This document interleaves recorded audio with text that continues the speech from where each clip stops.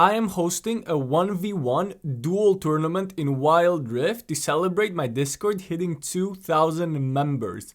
The tournament is going to be held in NA server, however if it does well, we're going to be bringing it to other servers as well. The winner will be getting $50 and a special champion role on my Discord server so everybody knows that you're the GOAT. If you're interested in finding out more details and signing up, join my Discord in the description. Discord.gg/wildriftguide. You can also type that into your browser and you will get an invitation. Now in this video, we're going to be doing a tier list of the best 1v1 champions in duo so you can start preparing the champions that you want to play so you can have the best chance at winning. So this is my tier list of the champions that I think are the best, and I might even give a few hints about which champions I'll be using in the tournament, which I will also be participating in. So let's get started from the bottom to the top, the worst champions to the best champions. Let me move my head a bit so you can see.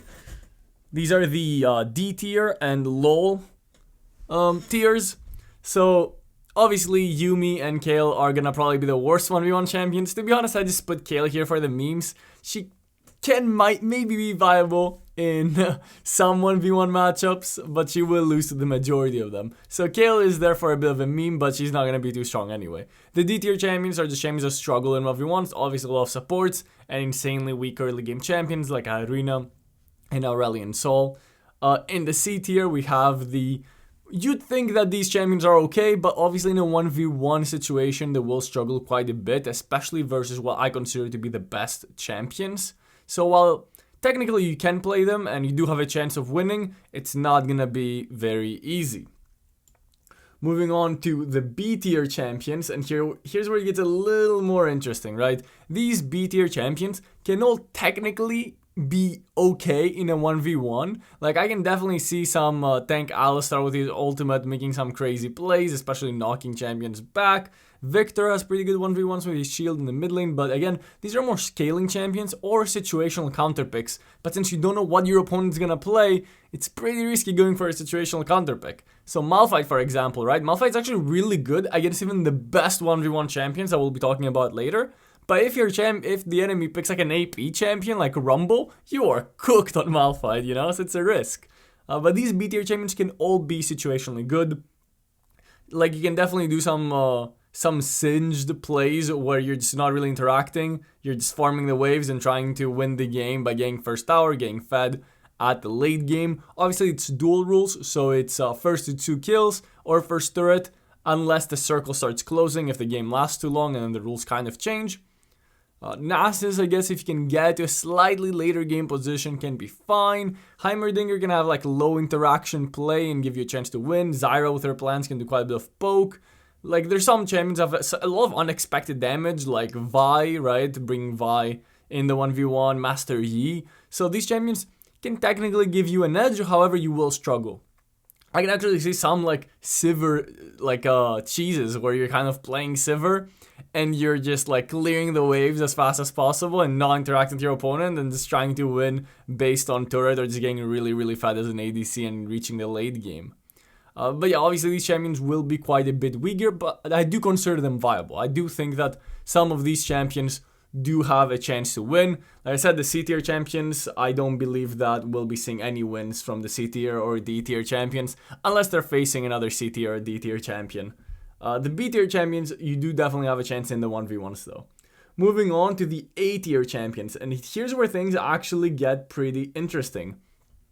The A tier champions are actually really good. The only reason that they're not higher in this tier list is because the other champions are just too good. But depending on matchup, and this is where some prediction mind games start to happen, right? You can look through your enemy's profile and be like, oh dude, he's a really good Zoe player, so I'm gonna pick like Echo to counter that, or he's a really good I don't know, Gnar player, I'm gonna pick something to counter that, I'm gonna pick Zed or Yone to counter the Gnar, right? Because when you get to those higher tiers, A tier, S tier, and God tier, yes, there are champion differences, but a lot of it will come down to predicting what your enemy's gonna play and getting a good matchup, right? The God tier champions, I believe, have a good matchup against almost everyone, but the A tier champions can be situationally insanely good on the right matchup, and they do counter a lot of the God tier champions. So this is why a lot of these champions are in A tier. I like Vayne, for example. Dude, playing Vayne against like any bruiser is just a free win, right? If you play it correctly, obviously. So the A tier champions have a lot of potential to actually be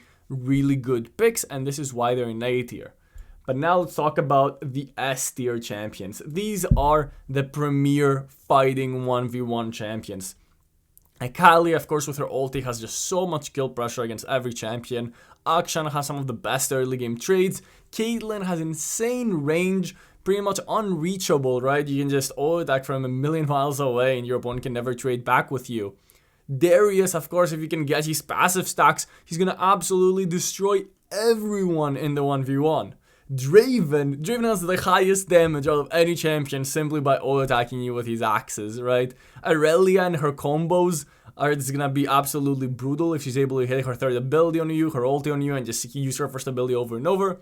Lee Sin, of course, he can kick you back into tower. He has the most versatility in the 1v1 and can definitely get a lot of surprise kills. Lucian is known for his...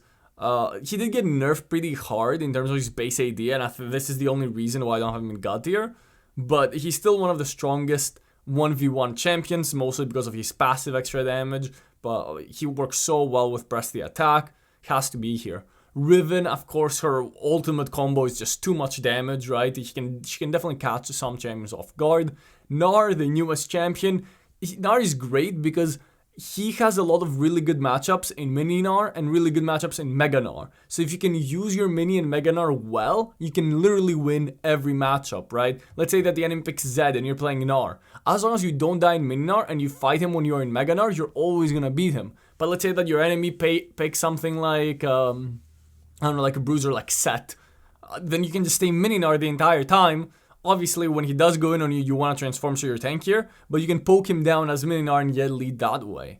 And then we finally have Rumble, which is going to be so strong against these bruisers. And what's great about Rumble is that he's an AP choice, right? All of these champions are very AD heavy, so having an AP choice can definitely throw some champions off guard.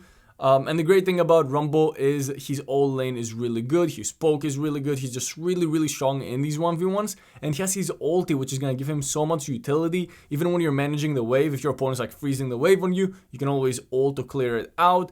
A lot of potential for Rumble in these 1v1s.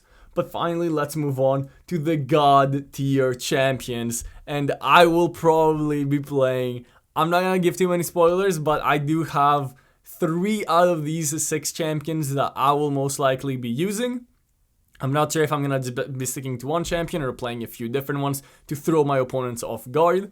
But the God tier champions are going to be Fiora, Jace, Renekton, Varus, Yasuo, and Warwick. Fiora is Fiora is the duelist, right? She's known for the 1v1s. This is the 1v1 champion. So it makes sense why she's going to be in God tier. Jace, of course, being able to switch forms, allowing him to poke down all of these bruisers, while also being able to burst down squishier champions with his melee form, just has to make him a God tier champion. Renekton is probably the best lane bully in the game, and of course, if you're playing Renekton, you want the game to end quickly. Duel is usually pretty quick. You're not getting to the late game, you're gonna be stuck with Renekton in lane the entire time. Your jungler is not here to save you when your opponent has Renekton in a 1v1. Varus, one of the most underrated picks. While he does lack mobility and he's somewhat squishy, he's 1-2-3 auto attack into ability to proc his second ability is deadly against all of these bruiser picks. He's ultimate to lock you down, and of course he has the range advantage against all of these melee champions that are S and God tier. Yasuo is a very underrated in-lane champion, being able to dash through the minions all the time, poking you down with his first ability, outranging every melee champion with his first ability, being able to chase down squishies with his third ability, just an absolute menace. Of course, he completely counters ranged champions with his wind wall, so he's definitely gonna be one of the strongest champions in the 1v1, being able to beat melees with his range on his first ability, and beating ranged with his dashes to get on top of you and his wind wall. And finally, Warwick. Warwick is going to be an absolute menace and a pain to play with, especially if you don't take Ignite, right? Because you don't know what summoner spells your opponent's going to take. I'm predicting everyone's going to take Ignite just in case they're facing Warwick, because you literally cannot eat him without Ignite.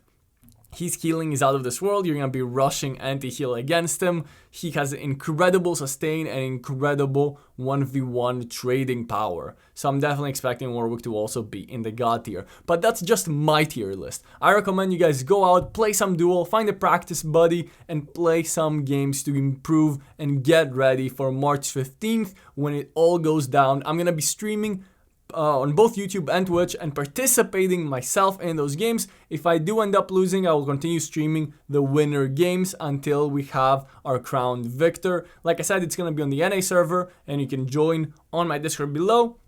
If it goes well, I am promising you another tournament in the EU, and if those tournaments keep going well, I do want to do them more often because it sounds like an awesome idea to kind of bring that competitive spark back into Wild Rift, even though it's just 1v1 tournaments. So if you guys want me to host more 1v1 tournaments in different regions, please comment down below. I would really appreciate some feedback. Leave a like for more Wild Rift content and subscribe for more.